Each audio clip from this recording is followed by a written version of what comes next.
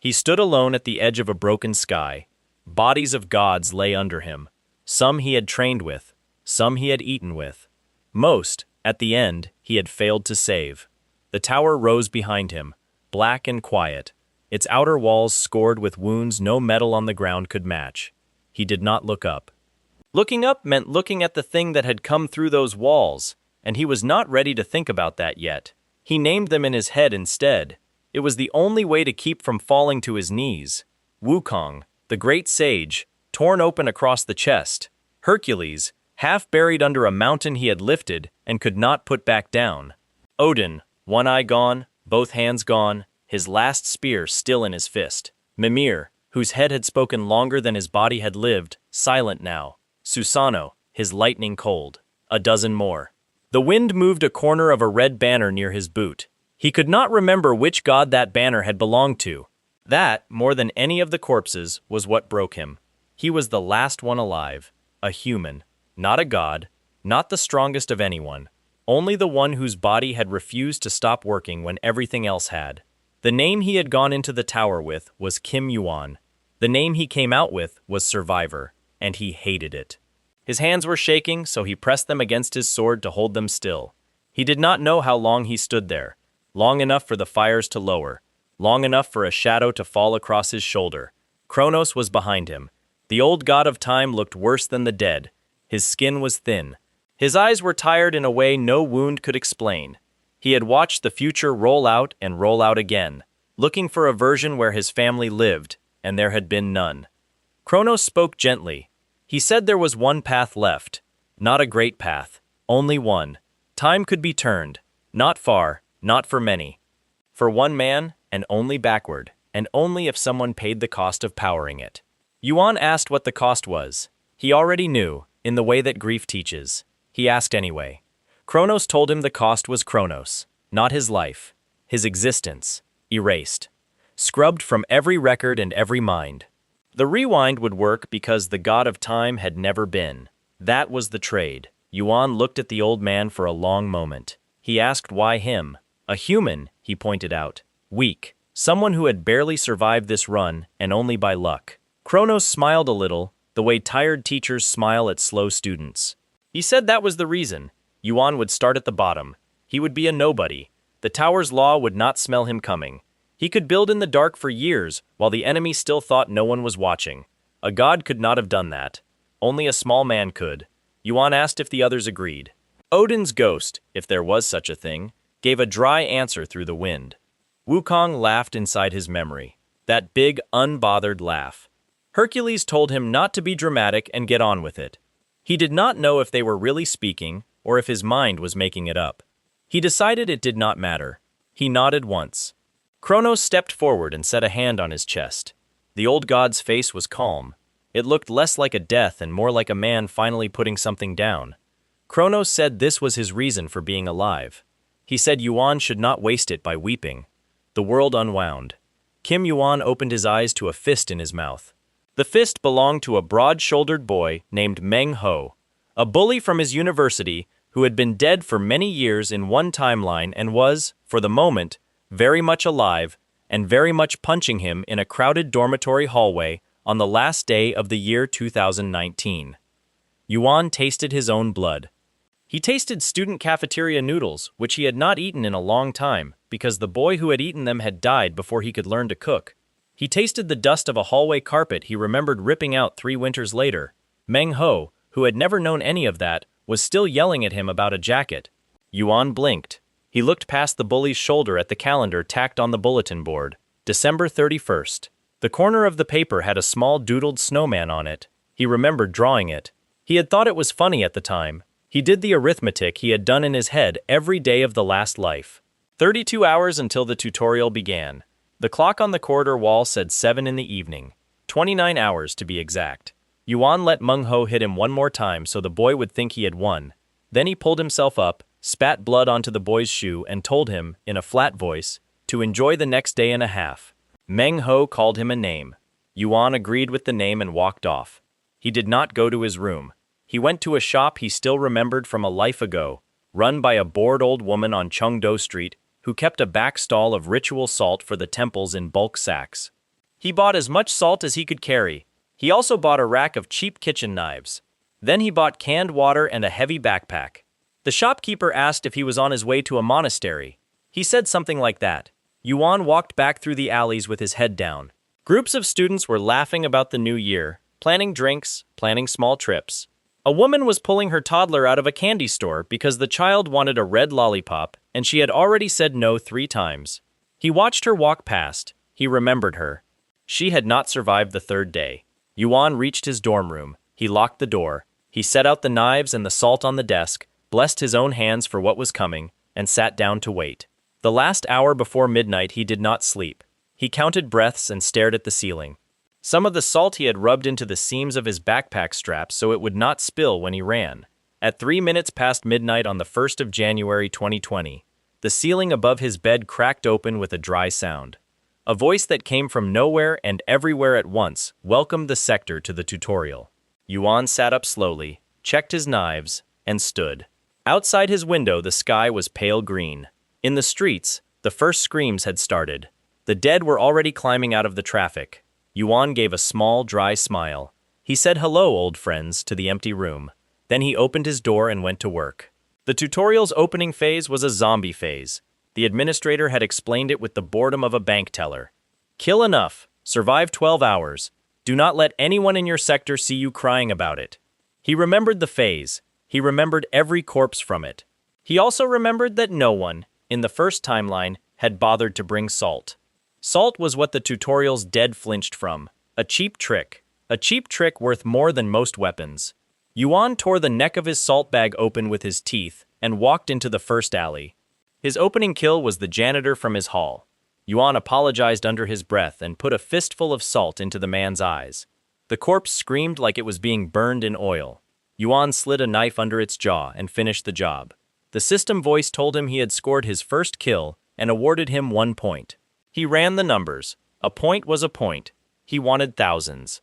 Uphill he ran, toward the main student square, because he remembered that in the last life, the first big wave broke there and drowned an entire freshman class. He arrived 7 minutes before the wave did. The wave came like a slow tide. Yuan climbed onto the roof of a food stall, poured salt down onto the plaza in a wide crescent, and waited. When the corpses stepped through it, their skin split as if he had walked them across a bed of coals.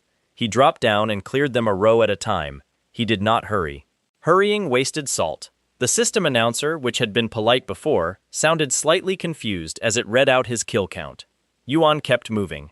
He hunted the alleys and the underground parking of the shopping street. He drove the corpses into corners and worked them down a handful at a time. Somewhere near the 3rd hour, a student from his sector saw what he was doing and asked to join him. Yuan told the student to run to a temple 2 blocks away, take every bag of salt from the storeroom, and bring it back. If he did that, he could stand near Yuan and live. The student ran. He did not come back with the salt. He came back a zombie. Yuan salted him too. He tried not to look at the boy's face. By the 6th hour, he had lost count. By the 9th hour, the system had stopped reading his kills out loud. The screen inside his eyes just glowed with a growing number. His points doubled, then doubled again. His arms hurt. His shoulders hurt. The salt bag scraped his neck raw where he had knotted it. He kept moving. When the 12th hour ended, the plaza was silent. The zombies were still. He was still. The blood at his feet was frozen and stuck. The system voice returned, and it did not sound bored anymore. It called him the top scorer of the sector. Then, after a pause, it corrected itself and told him he was the top scorer of every sector it could see. Yuan felt no joy at that. He felt a small, ugly relief. He sat down on a curb and drank his warm water and let his hands shake now that no one was watching. Phase 2 came fast. The administrator's voice returned and told the survivors that they were being moved to a safe area, a patch of park with a low fence around it, warded against everything that did not walk on 2 legs. All were to gather there and rest for 12 hours. After that, the next phase would begin below the streets. Yuan walked to the patch of park with his salt bag and his knives. He did not talk to anyone. 2 men tried to rob him at the gate. He broke one man's wrist and told the other to eat the knife or run. They ran. Inside the safe area, he found the world's early sorting out. Small groups had formed. Old bullies were shouting at frightened women. A man in a bright red coat with a curled fake mustache was walking through the crowd and offering a deal. He was a tutorial lackey, a corrupt low-level messenger who had made a private arrangement with a certain guild called Olympus, though nobody in the trial yet knew that name for what it was. He was smiling. His teeth were too even. He was promising the winners of the coming trial a sponsorship, guild coin, safety. All they had to do was sign a paper he was holding. Yuan watched him from behind a wooden pole. He remembered this man. He remembered that this paper carried a soul-binding clause the survivors would not read. He remembered that in his last life, 140 people had signed it and never lived free after. Yuan did not walk up to him, not yet. He wanted a witness. The second phase opened at the 12th hour. The park's ground cracked open. Long, dark tunnels showed themselves under the grass. The administrator's voice explained that the ducklings and their mother lived down there. Whoever brought back the most points from below would earn a bonus. Whoever failed to earn any point would not come back up. Yuan went down. The ducklings were not ducks. They were small, pale worms with wet mouths, and each one had 6 little rows of teeth. They swarmed. Yuan let a pack come around the corner, drew a line of salt across the tunnel wall behind him so they could not flank, and cut them apart in a small, precise circle. Down here the fights were closer and smaller. He killed slowly and cleanly. He also, quietly, mapped the tunnels. He remembered from the last go-around where the mother worm nested. He walked past 3 easier chambers without stopping and pressed deeper into the dark. Behind him, players stumbled into the ducklings and shouted for help. He kept walking. He would come back for the ones worth saving. The mother was enormous. Her chamber had a broken subway platform in the middle of it and old advertising posters half-eaten by rot. Yuan slid down onto the platform, greeted her under his breath, and pulled out the second bag of salt. She heard him and turned. Her breath smelled like wet iron. For an hour he fought her. He did not use a heroic method. He crawled inside a service pipe when she lunged, cut a tendon at her side when she pulled back, and salted the wound so it would not close. Then he ran. Then he did it from a different pipe. He was too tired for imagery inside his own head. He only thought about the next pipe, the next tendon, the next handful. When she finally fell, the whole ceiling of the chamber sighed with dust. The system told him he had cleared a boss. His points jumped by an amount that made his teeth ache. Yuan sat down against her cooling flank and ate a strip of dried squid he had bought at the shop, because he had promised himself he would eat something before he came back up. When he climbed out, he carried her heart with him in his bag. He handed it in as trial proof and did not tell anyone the extra prize was already stashed under his jacket. The lackey in the red coat was waiting for him at the gate of the safe area with the paper. The fake mustache had come slightly loose on one side, and Yuan almost laughed. Almost. The lackey called him a genius. He said a certain sponsor had noticed him. All Yuan needed to do was press his thumb to the paper and he would never want for anything in the tower. Yuan asked, quietly, if the man had time for a small chat over there, near the well. The lackey followed him, because greed makes even careful men walk. Yuan stopped at the well. Turning toward the empty air above the park where the administrator watched but did not speak unless spoken to, he asked her, out loud, for a hearing. He said he had a report to make about a sworn tutorial lackey selling contracts that carried a hidden soulbind, and that he could prove it. The lackey went pale. He tried to laugh. He tried to grab the paper. Yuan stepped on his hand. The administrator's voice came down like a bell in a monastery. Cold, patient, interested. She asked Yuan how he knew about the hidden clause. Yuan told her he had read the clause. He did not tell her from which lifetime. Her eyes, which appeared for a moment as 2 rings in the air, read the paper. Then they read the lackey. Then they read Yuan. The rings paused on Yuan a little longer than on the other 2, because they could see that something about him did not match his age. She did not ask what. She kept her question to herself. Yuan let her keep it. She was not the enemy, and picking a fight with her would cost him. She stripped the lackey of his title. She burned the papers he had made. Then she offered Yuan a reward for a valid report and let him choose from a short list. Yuan asked for 1 skill. He named it, Master of Mana, S rank. The rings flickered in what might have been amusement and told him he had good taste. She gave it to him. She warned him not to make a habit of pushing his luck. He bowed politely and left. By the time he sat down at the far end of the safe area with his back to a tree, the sky was pale again, and a new round of survivors were walking around like sleepwalkers. Looking at his palm, He turned his mana on and felt the tower's ambient current bend toward him. He almost cried. He did not. He also did not cry when he heard a small voice ask if he had any extra food. He looked up. A skinny young man with a bandaged arm was standing there, holding out a dented tin cup. Behind him, half hiding, was a girl of maybe 15, with 2 long dark braids and a knife too big for her hands. Yuan looked at them for a while. He remembered them. Sebastian, who had been kind. Julia, who had been brave. In the earlier run he had walked past them, and they had died in Phase 3 because no one had shown them where the essence pockets were. He asked them their names. They gave them. He handed Sebastian a strip of dried squid, and Julia a small handful of salt. Then he told them the 3rd phase would begin in 9 hours, and involve monsters that dropped essences instead of points. He told them the essences were valuable, and where to hunt them in the subway. Very carefully he added that he would help them exactly once and no more. Sebastian asked why he was helping at all. Yuan said something under his breath about not being able to live with certain ghosts. He did not explain. Sebastian did not ask again. Above them, the sky flickered a shade closer to the next phase's color. The administrator's voice began to warm up in the air like a radio finding a station. Yuan closed his eyes and let his new S rank pull the current into his lungs. He had a lot of things left to do before this world was ready for what he knew was coming, and this was only the 2nd day. The 3rd phase opened without ceremony. The administrator's voice returned to the safe area and told the survivors that the essence hunt was live. Down in the tunnels, monsters carried little glass beads inside their chests. Each bead was worth points. Each was worth more if turned in unbroken. Whoever collected 0 would be removed from the tutorial permanently, which meant killed. Whoever collected the most would be rewarded. The park emptied fast. Some ran toward the subway stairs Yuan had already used. Others clustered around the older men who were pretending to know what they were doing. A few sat down and refused to move, and the administrator, in a flat voice, told them the phase clock had already started. Yuan pulled Sebastian and Julia aside near the water trough. He kept his hand on Julia's shoulder for a moment because her braid was shaking. He told them the plan in short pieces. There was a bend in the eastern tunnel that opened into an old service station.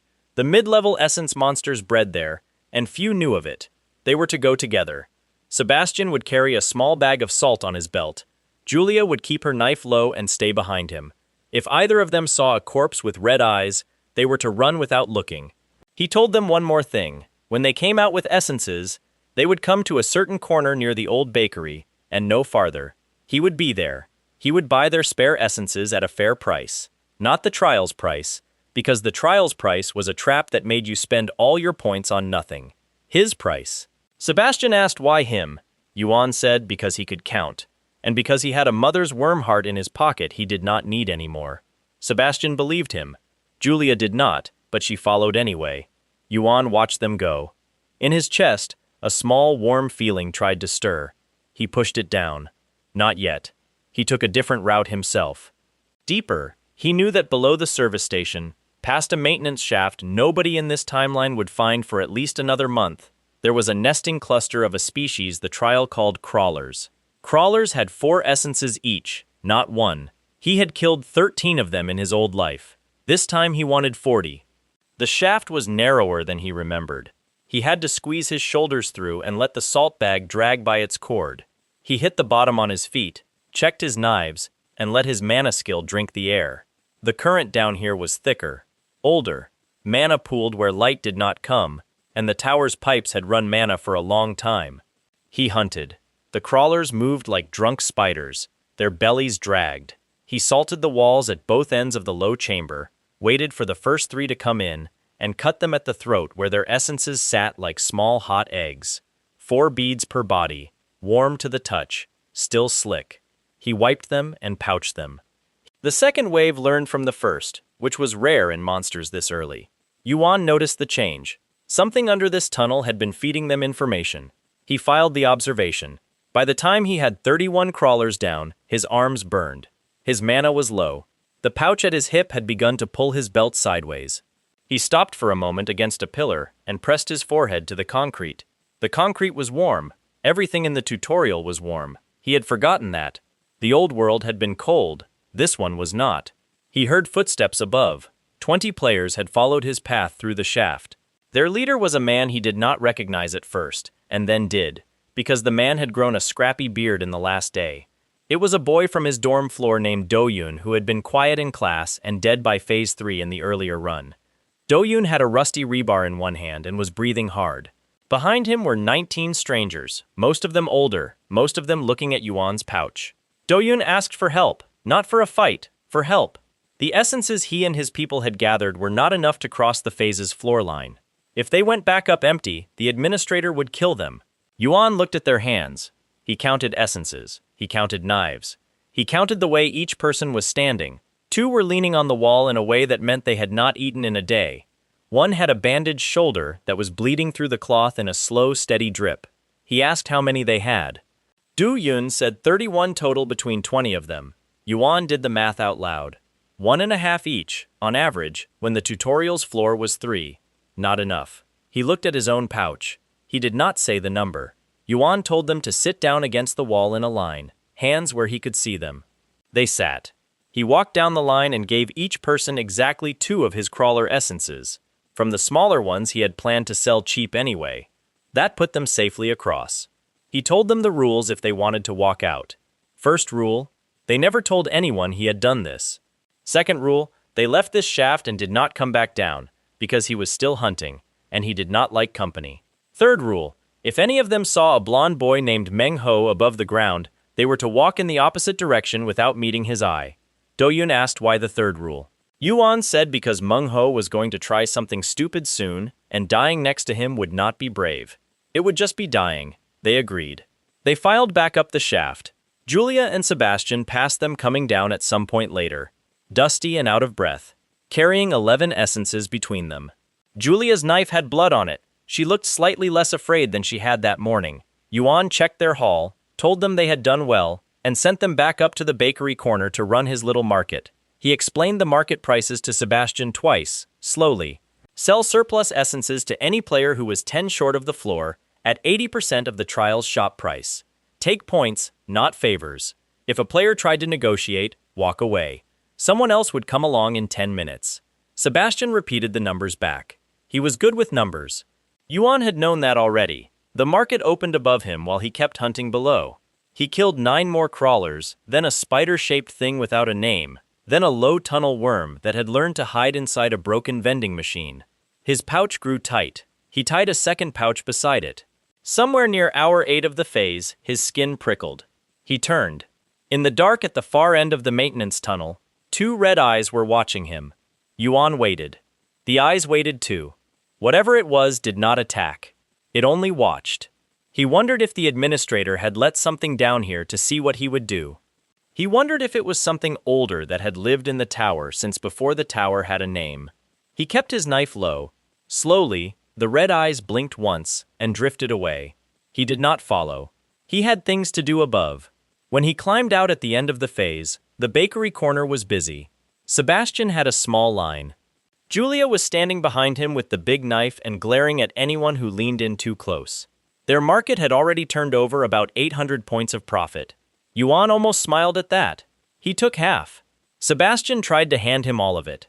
Yuan pushed it back and told him to keep the half. They would need it for Phase 4. Sebastian asked about Phase 4. Yuan did not answer immediately.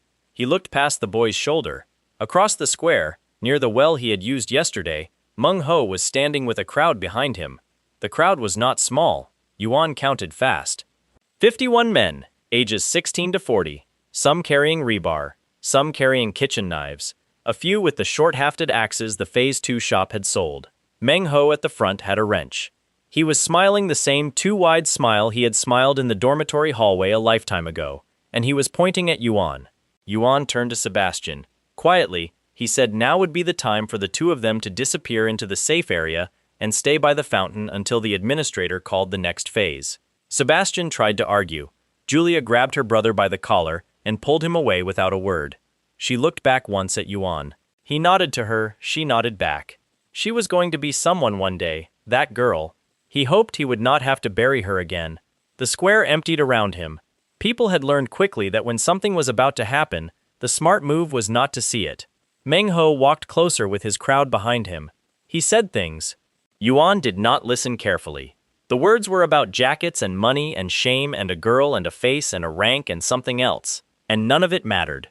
What mattered was that Mungho had spent his Phase 3 points not on essences but on hiring men. He had been unable to gather essences the honest way. He had gathered muscle instead, and now, because he had told his men he would deliver Yuan's pouch to them, he had to. Yuan waited until Mungho had gotten close enough to smell. He asked, in a level voice, if the boy really wanted to do this. Mungho laughed. He said 1 man against 51. He said it more than once, because he liked the sound of it. Yuan set down his backpack, carefully. He unwound the salt from his neck and set it beside the backpack. He rolled his shoulders once. His mana skill hummed under his skin. Then he walked into them. They did not last long. He had killed harder things in the last 12 hours. He had killed harder things in the last life. The rebar swings were slow. The axes were slower. The kitchen knives snapped when they hit his forearm, because he had spent points in the shop yesterday, on a small underlay of chains sewn into his coat, and none of these men had thought to do the same. He worked from the outside in.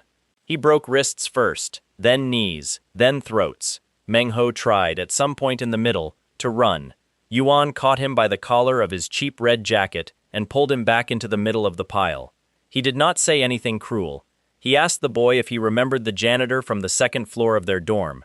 Mengho did not. Yuan had expected that. He told him quickly, because the boy would not have time for a long story. The janitor had been a kind man who had left food out for the stray cats behind the building. He had turned into a zombie in the first hour of the tutorial. Yuan had killed him. Yuan had also cried afterward, though he had not told anyone. Mengho did not understand what the story was for. Yuan said quietly that it was because he wanted the boy to know that Yuan was capable of grief, and that Yuan was, in this moment, choosing not to feel any about him. He did not use the knife. He used his hands. It was quick. When it was done, he stood in the middle of the 51 for a while. His arms hung at his sides. His shirt was soaked. He had scratches on his face he could not remember getting. The administrator's voice returned overhead. She observed, in the driest possible tone, that this had been an unusually efficient conclusion to a personal matter. Yuan did not answer. She let it go. He suspected she had been watching him with a curiosity that was slowly becoming a question. He suspected he had a limited number of these before she asked it out loud. He walked to the well, washed his hands and face, sat down on the stone lip, and looked up at the pale green sky. An hour of quiet came. Then the sky changed color. It was not a good color. It was not the green of the earlier phases, or the pale morning of the safe periods. It was a smoky red, the color of a sun setting behind a burning building. The administrator did not sound bored anymore. She sounded almost apologetic. She said that the 3rd phase had ended with too many participants failing to meet the essence floor.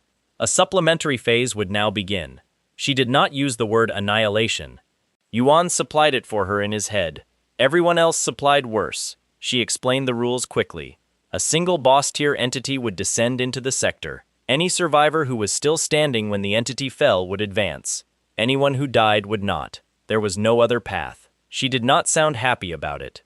The park went silent. Someone dropped a metal cup. Someone else began, very quietly, to pray. Yuan closed his eyes. He knew this event. He knew who was coming. Sarutra had been a middling fire demon, not a top-tier boss, but a boss who liked to burn people slowly, and one at a time, and had a habit of laughing at prayers. In the first timeline, Sarutra had wiped almost the whole sector out before 3 high-ranked players from a nearby district had come to finish him, and by then Sebastian and Julia had already been Ash. Yuan had learned Sarutra's fighting style later by watching a recording. He had rewatched it many times, because grief made a man study.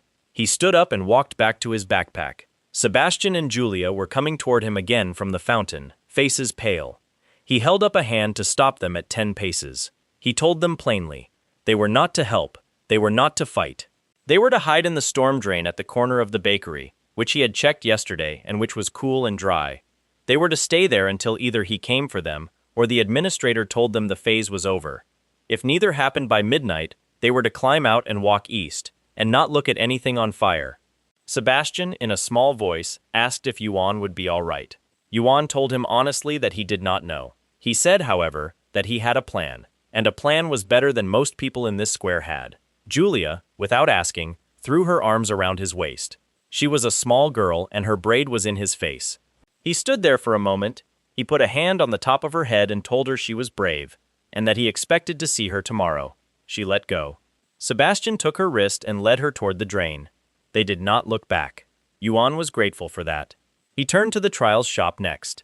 He had planned this list for a long time. He bought ice. Specifically, he bought a small cluster of ice crystals labeled Tier 2 Elemental Reagent, the kind sold as a curiosity in the trials shop that most players skipped because it seemed useless in a hot phase. Yuan bought all 6 that the shop had in stock. He also bought a heavy folded cloak the shop called a Mantle of Pyromancy. The description said it dulled fire damage. The description did not say by how much, because the shop's tags were vague on purpose. Yuan knew. He had watched a bounty hunter use one in his first life. He knew how many seconds it would buy. He put the cloak on. He hooked the ice crystals to his belt. He tightened his boots. The last thing he bought was a small F-rank skill, priced so low that he almost laughed when he clicked it. Monkey Eyes. The description was 2 lines. Users of this skill see slightly more clearly. Users of this skill develop over time. He bought it. He felt it settle into the back of his skull like a thumb pressing on a cold spot. His eyes watered for a second and cleared. The world sharpened at the edges. It was not much of an upgrade. It was a start. Wukong's eye had been this too, once, before it had been anything else. He walked to the center of the square. Behind him, the surviving players had backed against the walls. A few had gathered in praying circles. A few had unpacked what they had. Nobody moved forward with him. He did not expect them to. The sky opened. Sarutra came down like a piece of the sun. He was tall, thin, orange, and he was laughing before his feet touched the ground. His skin cracked open and closed like the surface of a coal fire. His eyes, when Yuan met them, were black. The demon looked around the square. He counted. He made a small, delighted sound. Then he pointed a long finger at the nearest cluster of praying survivors and set them alight without a word. The screams started fast. Yuan did not run to them. He could not save them. Even if he crossed the square in a heartbeat, the demon would set a second cluster on fire before he arrived, and a third before the first was done, and the arithmetic would not stop. He knew that arithmetic. He hated it. Instead, he stepped forward into open air and drew Sarutra's attention. He asked, in a loud, even voice, if the demon was here to burn students or to fight. Sarutra turned. His long neck cracked. His grin widened.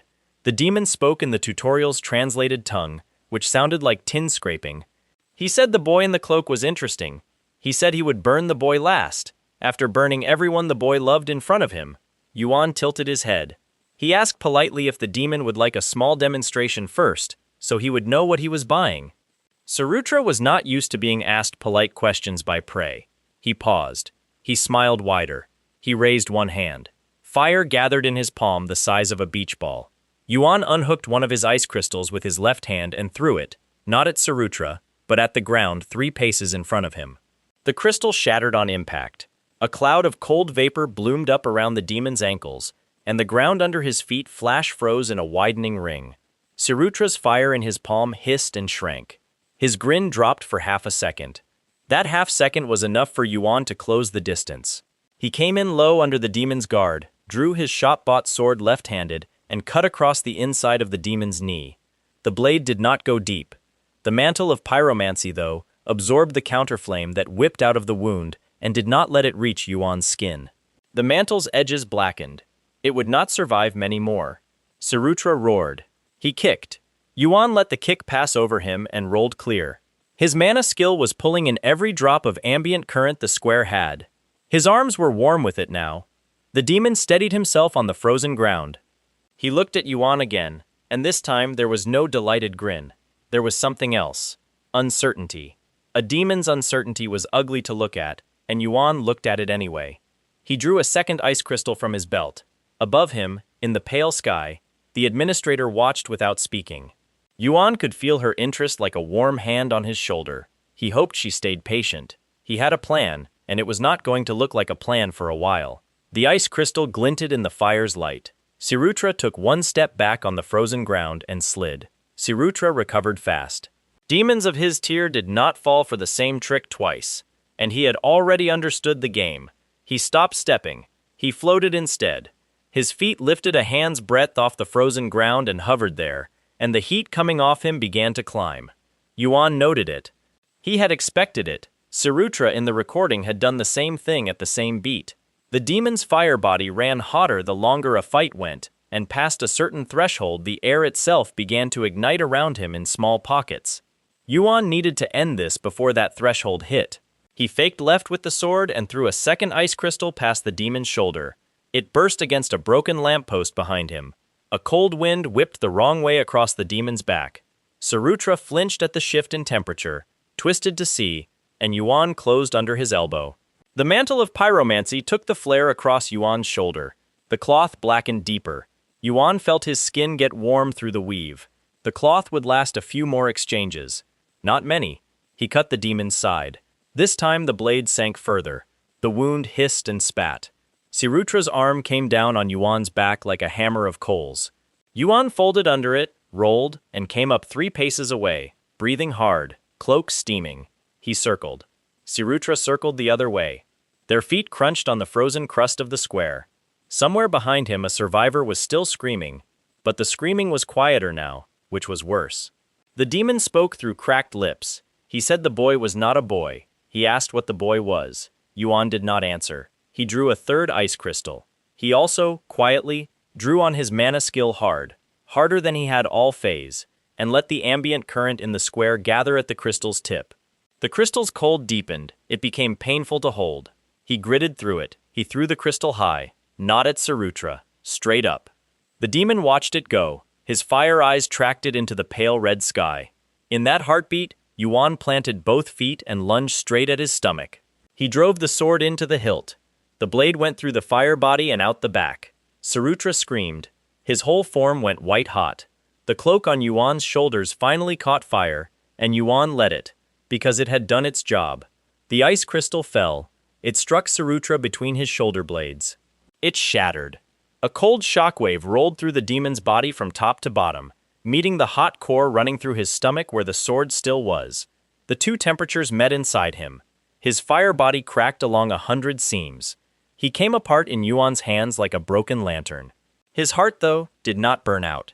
It fell out of his chest onto the ice and lay there, small, dense, still beating, red as an ember. Yuan pulled the sword free. He staggered back and let the burning cloak drop off his shoulders.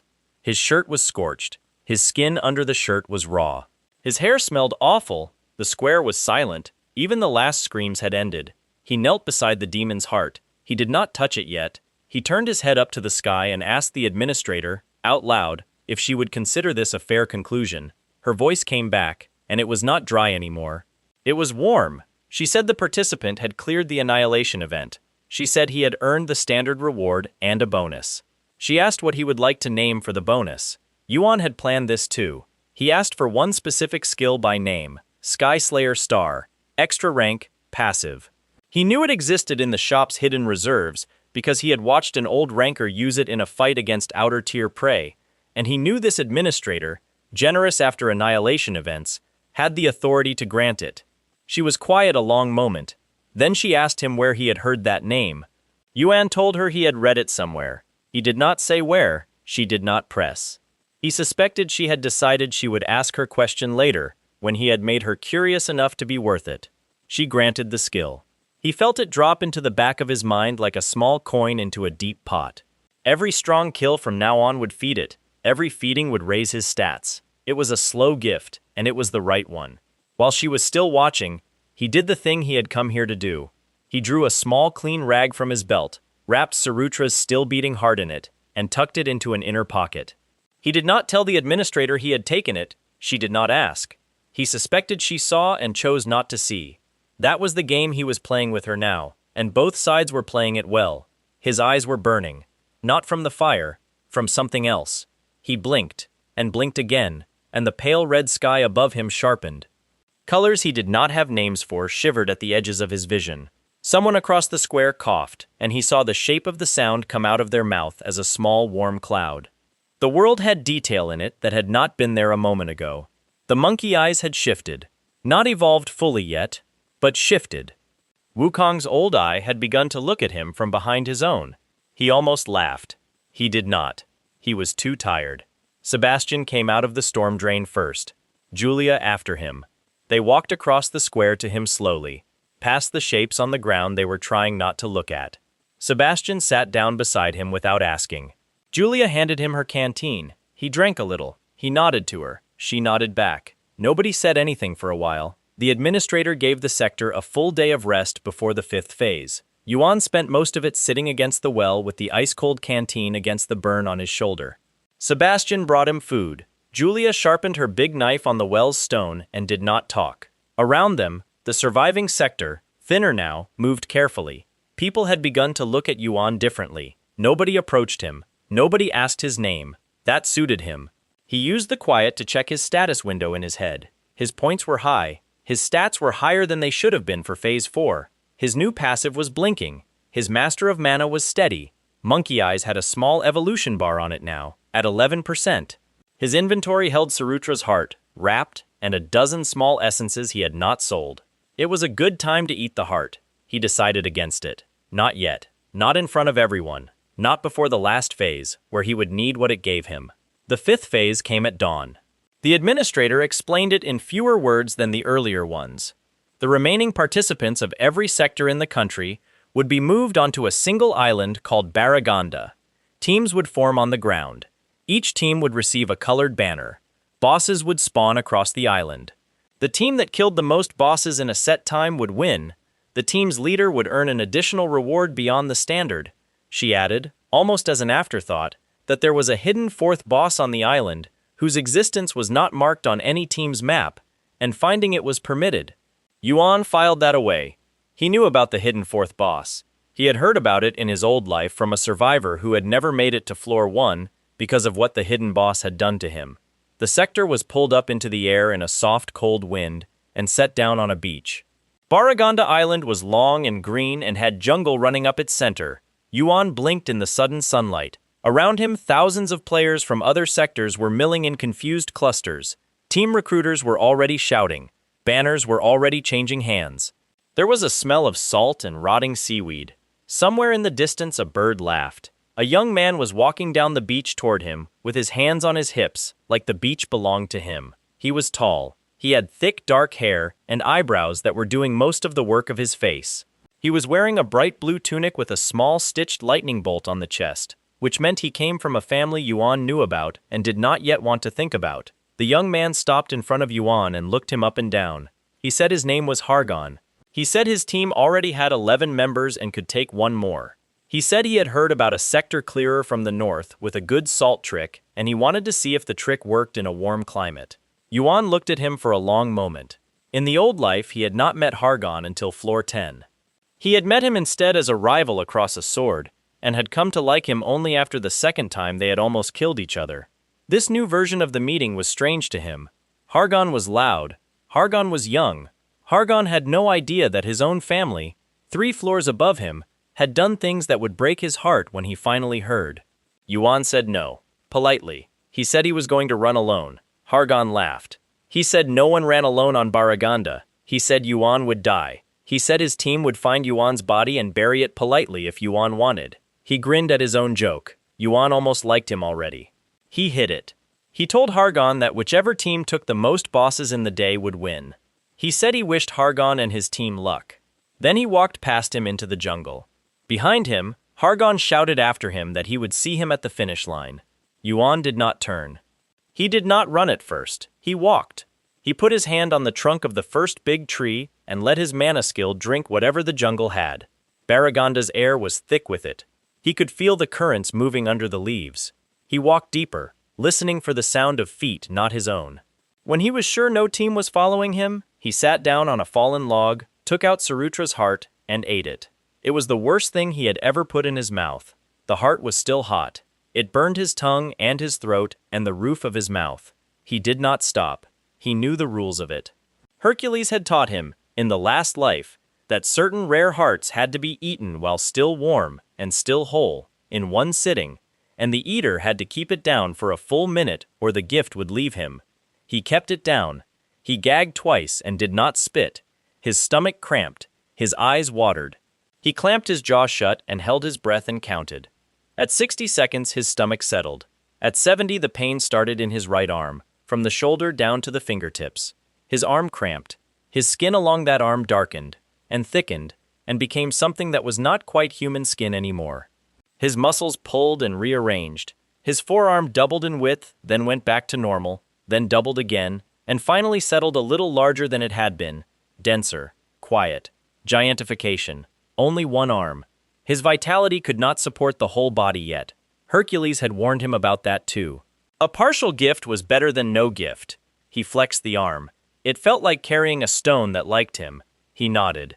The second thing was inside his chest, deeper, quieter.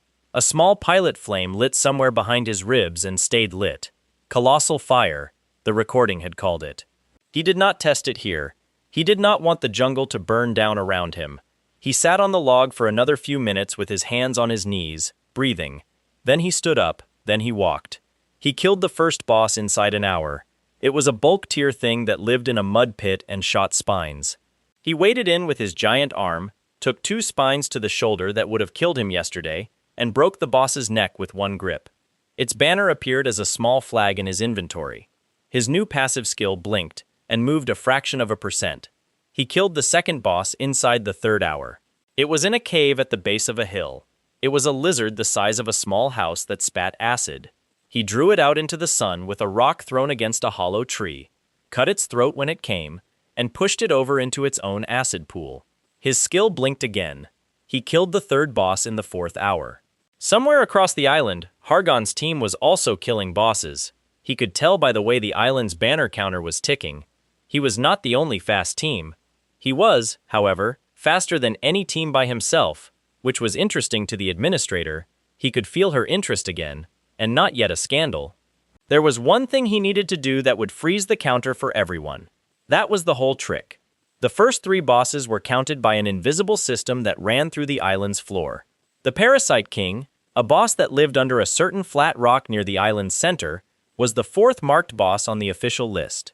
If he was killed early, the counter would pause on every team for a full hour while the system generated a replacement boss. The other teams would not know why. Yuan had heard the trick from Kronos, in a quiet moment before the end, and he had wanted to use it since.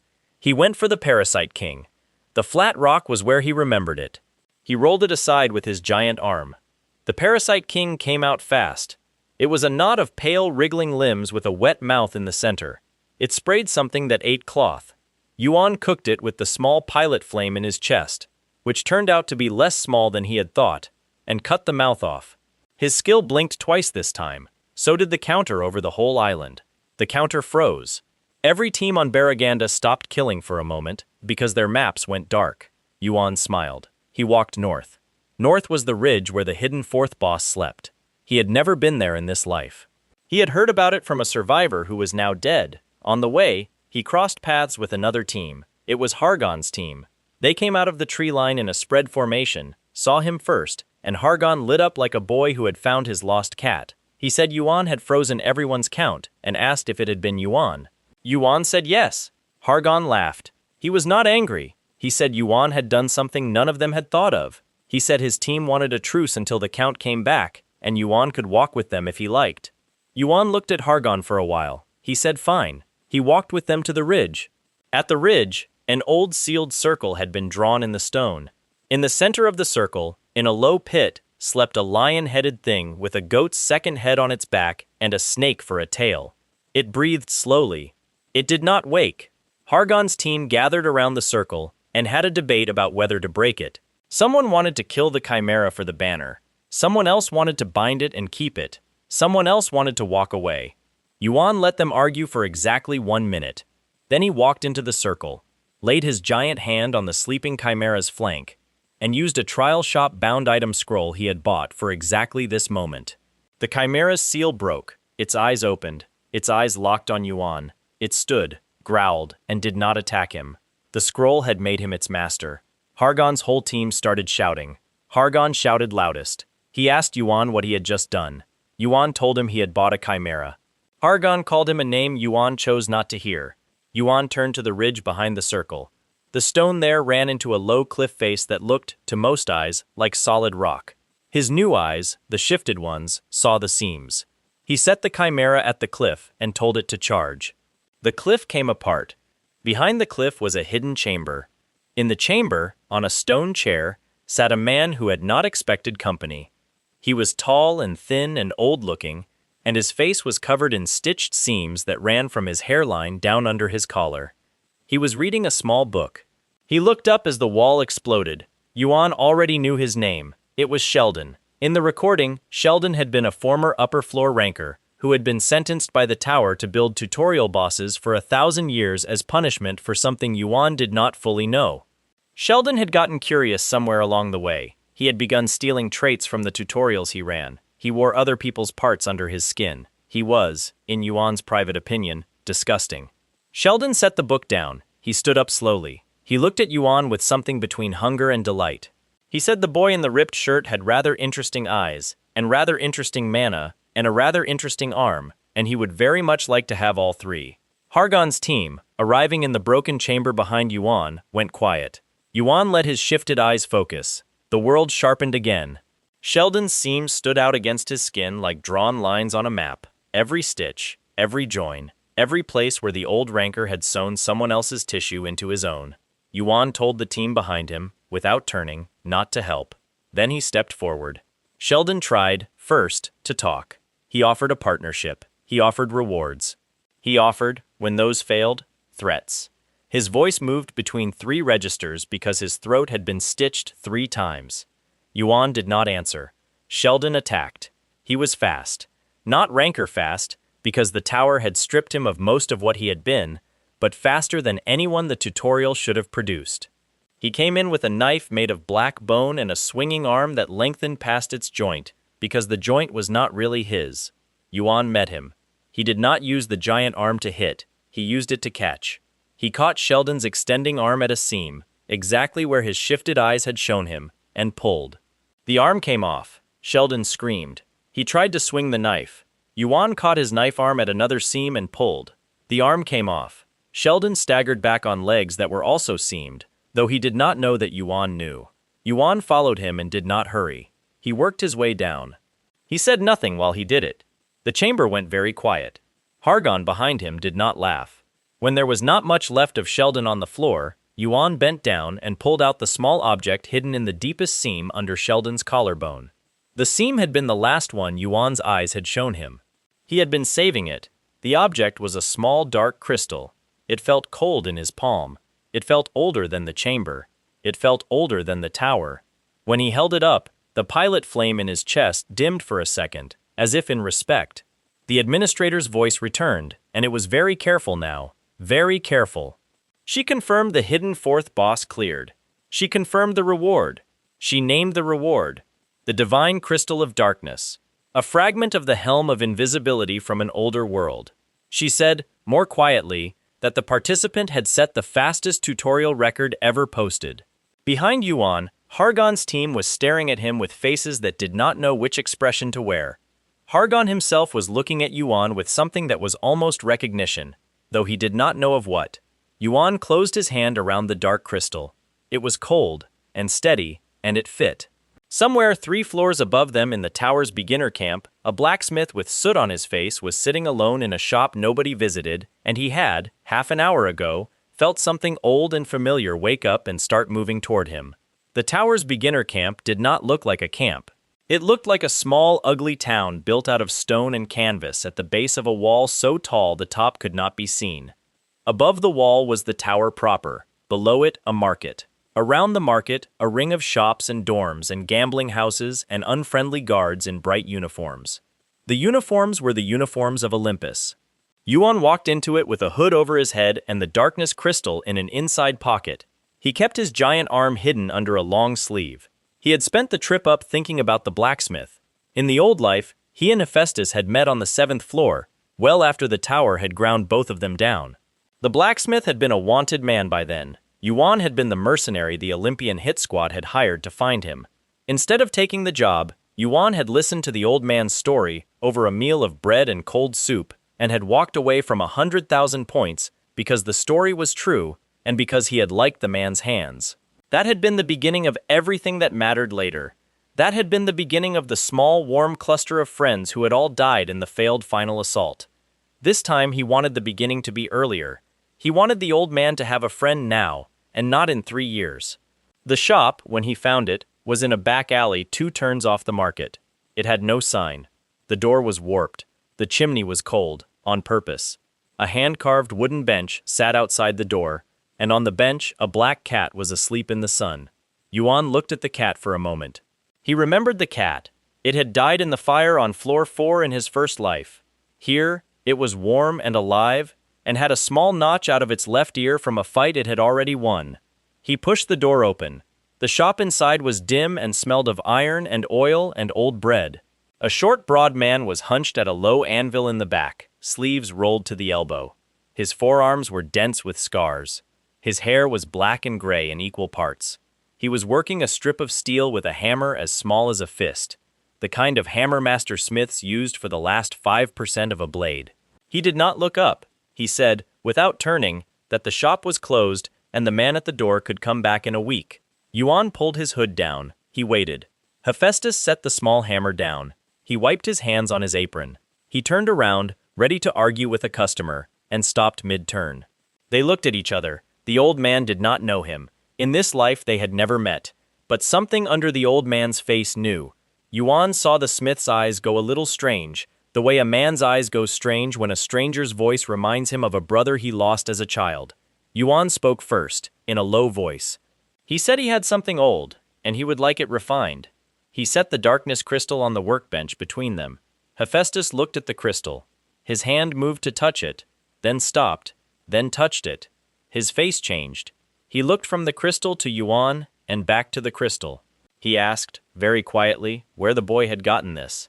Yuan told him he had taken it from a stitched man in a hidden chamber under a tutorial island. He did not embellish.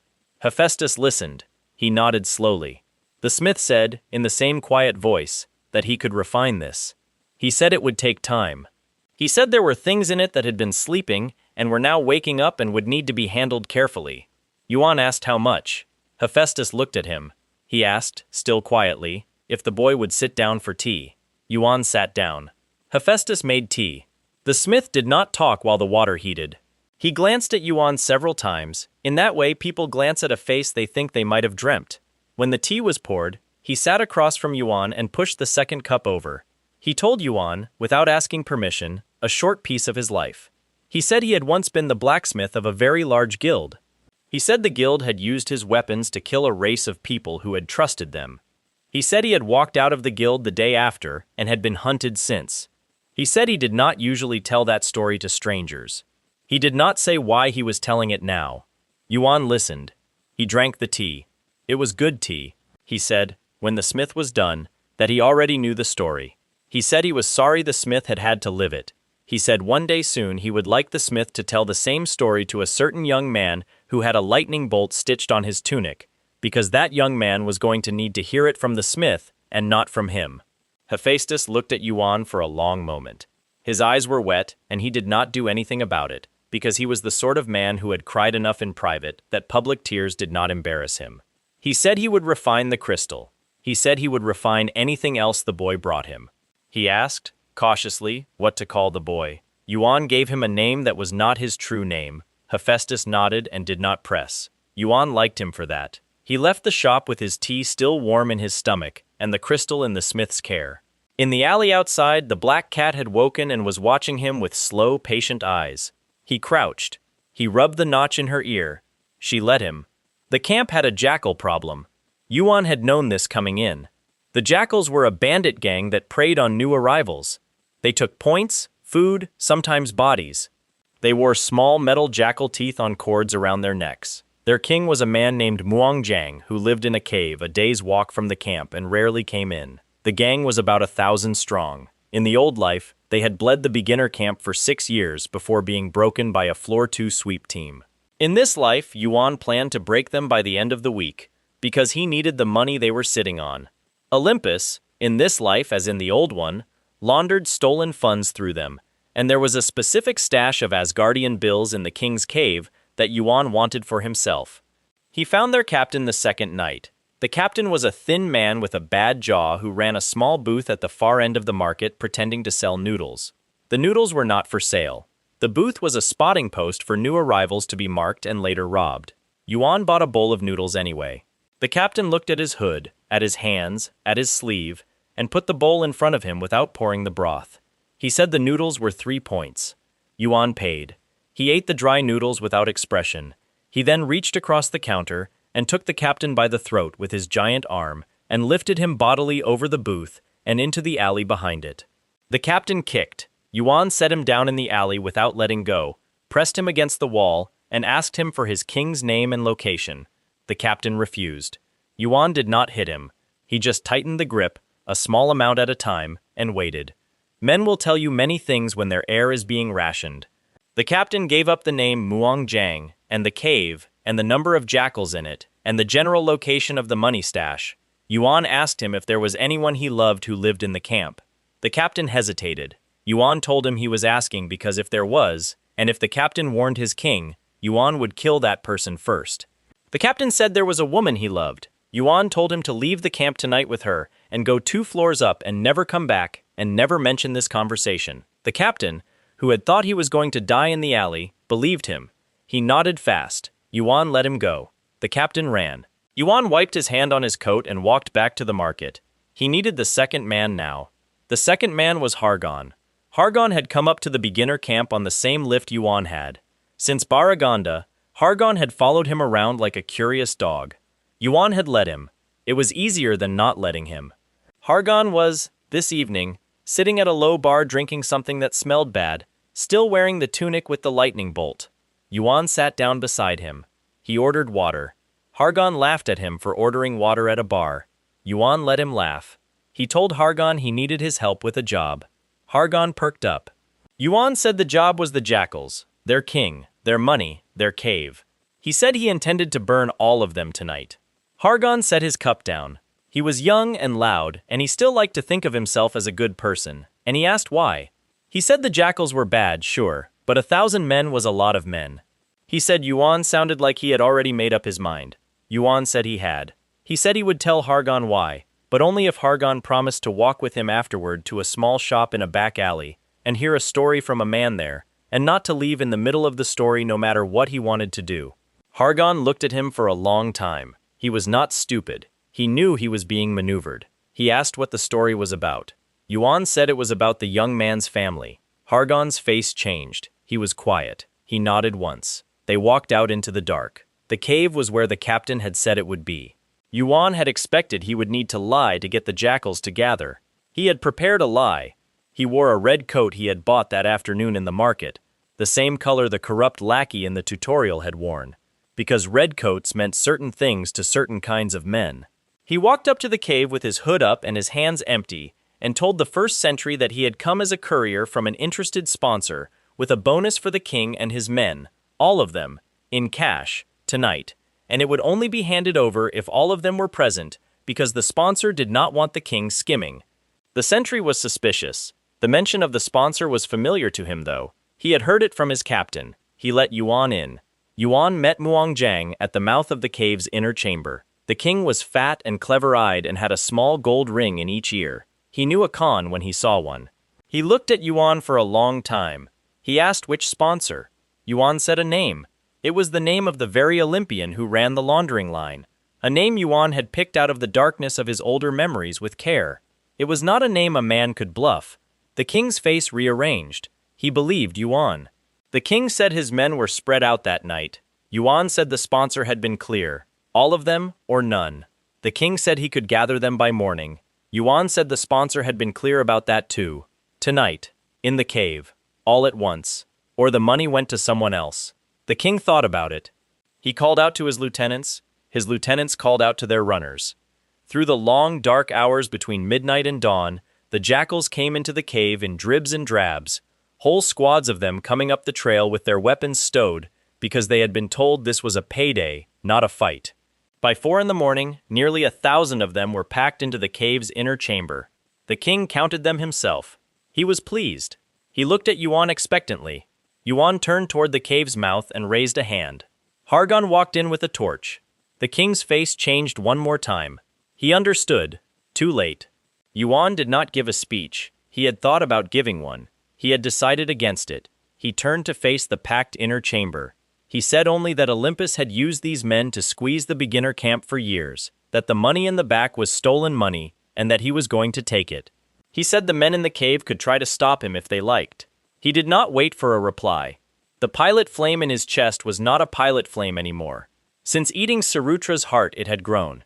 He had tested it once, briefly, on a stretch of Baraganda beach after the tournament, and had scared himself.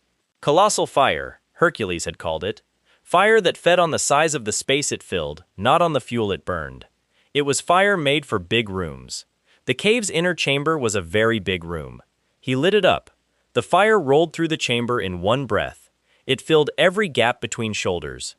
It went into every nose and mouth and every eye. The jackals did not have time to draw weapons. Some had time to scream. Most did not. Muongjang made it 3 steps toward the exit, and then did not. The fire did not touch Yuan or Hargon, because Yuan had told it not to. And the fire, as far as he could tell, listened. It lasted less than a minute. When it was done, the chamber was quiet and full of ash and hot stone, and the smell of a thing Yuan did not want to smell ever again. Hargon stood at the cave's mouth with the torch still in his hand. Though the torch was pointless now, he was not moving. He was not saying anything. He was looking into the chamber with an expression Yuan had seen on other faces before, and had come to think of as the expression of a person understanding, for the first time, what the world was actually made of. Yuan walked past him into the chamber and to the back wall. He found the false stone. He pried it loose with his giant hand. Behind it, in a low alcove, were stacks of Asgardian bills bound with wire. He counted quickly. It came to around 340,000 points. He put the bundles into a heavy sack. He walked back to Hargon. He handed Hargon the sack, because his own arms were tired.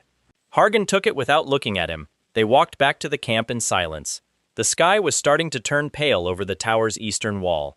Somewhere a rooster crowed, which was the first time Yuan had heard a rooster in the tower, and he did not know why the sound mattered to him, but it did. At the edge of the camp, Hargon stopped. He said he needed to sit down. He sat down on a stone bench. Yuan sat down beside him. They sat for a while. The sky lightened. Hargon asked, in a small voice, what the story was. Yuan stood up. He said the story would come from the man in the shop, not from him. He said if Hargon would follow him, they would go there now. Hargon followed him. Hephaestus was up. Smiths were always up early. The shop was warm. The kettle was on. The black cat was on the low bench and did not move when they came in. Hephaestus looked at Hargon for a long moment, at the lightning bolt on the tunic, and his mouth tightened in a way Yuan recognized as pain being kept polite. Yuan sat Hargon down at the same table where he had sat the day before. He poured tea for Hargon himself, because Hephaestus's hands were shaking a little now, and set the cup in front of him. He nodded at the smith. Hephaestus began. He told Hargon the story from the beginning. He told him about the giants, the Gajanamia, and how they had once been the sworn allies of Olympus. He told him about the land they had shared and the goods they had traded. He told him about the day the head of Olympus, a long time ago, had decided the giants had too much land and too much power and were, in his view, in the way. He told Hargon how the plan had been made in Olympus's council. He told him which Olympians had voted yes. He named names. He named names Hargon knew. He named names Hargon had grown up calling by nicknames. Hargon set his cup down and did not pick it up again. Well, the smith told him about the weapons. He told him he had forged them. He told him he had been proud to forge them, because Olympus had told him they were for a great campaign against a great evil. He told him what had happened when he had learned what the weapons had actually been used for. He told him about the day he had put down his hammer and walked out of the guild, and about the day after, when Olympus had marked him a criminal for refusing to make any more. He said, without pretending, that the reason Hargon had grown up hearing that giants were monsters was that Olympus had spent years teaching the whole tower to believe it, so that no one would ask what had happened to the giants' land. He stopped. He drank his tea. His hands were steadier now. The telling had cost him. It had also let something down out of his shoulders. Hargon did not cry. He was too young and too proud for that. His face went through several expressions and settled on one that was hard to name. Anger was in it. Shame was in it. Something quieter was in it too, which Yuan thought might be the beginning of the man Hargon was going to have to become in order to survive the next few years. Hargon looked at Yuan. He asked how Yuan had known any of this. Yuan said honestly that it was a long story, and it was not the right morning for it. He said only that he had heard the story a long time ago and had not been able to unhear it, and that when he had come to the beginner camp and found Hargon standing on a beach in a lightning bolt tunic, he had decided that Hargon was going to hear it too, because he had a right to. Hargon nodded. He drank his tea. He was quiet for a long time. He asked, eventually, what Yuan planned to do next. Yuan said he planned to keep climbing the tower. He said he planned to gather 2 more pieces of a certain broken thing. He said he planned to put the pieces into the hands of a certain smith. He said that after that, some people were going to have a very bad year, and he would prefer if Hargon walked beside him during it. Hargon looked at his hands. He looked at Hephaestus. He looked at Yuan. He said yes. The 3 of them sat at the table in the low, warm light of the smith's shop as the beginner camp came awake outside. The black cat on the bench opened one eye, looked at each of them in turn, and closed it again. Somewhere far above, in a hall none of them could see, a woman in a white robe was reading a report on her desk about a certain participant who had cleared the tutorial in record time and had begun to move through the beginner camp with a purpose she did not like. Her name was Hera. She was sending a message down the tower. The message named a price on Yuan's head, and it named the men who were to collect it. One of the men on that list was already in the beginner camp, sharpening a knife in a shop 3 streets away. He did not yet know he had a job. Yuan felt, in the way returnees feel these things, the message pass overhead. He did not react. He picked up his tea. He drank. The kettle whistled again.